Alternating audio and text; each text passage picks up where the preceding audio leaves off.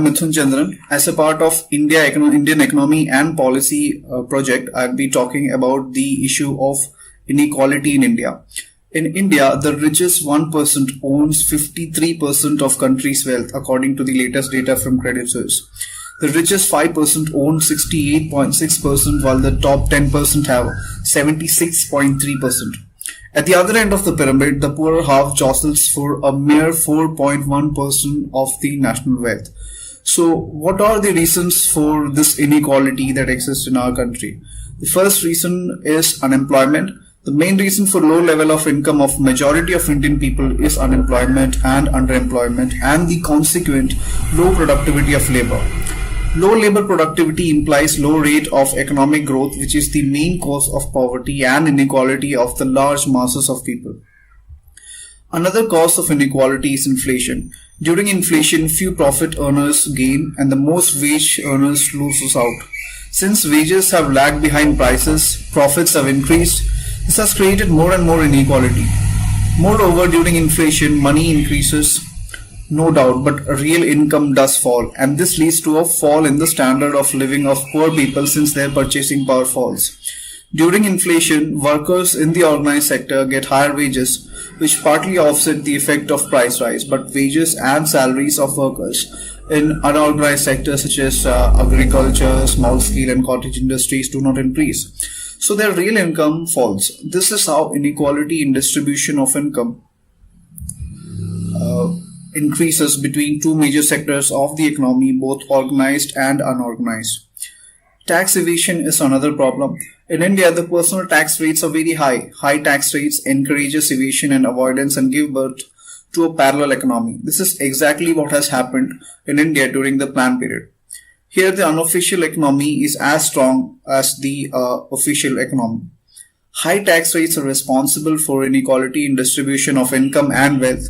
This is due to the undue concentration of incomes in a few hands caused by large-scale tax evasion. I hope GST will sort out many of these issues. The regressive tax, the indirect taxes give maximum revenue to the government, but they are regressive in nature. Such taxes have also created more and more inequality over the years due to the growing dependence of the government on such taxes. New agricultural strategy is also one of the reasons for inequality. No doubt this strategy has led to the green revolution and raised agricultural productivity, but the benefits of higher productivity were enjoyed mainly by the rich farmers and the landowners. At the same time, the economic conditions of landless workers and marginal farmers deteriorated over the years. Most farmers in India could not enjoy the benefits of higher agricultural productivity. As a result, inequality in the distribution of income in the rural areas has increased. So these were some of the reasons why inequality has over the years increased. Some of the possible solutions to address this issue of inequality could be fixing of minimum wage.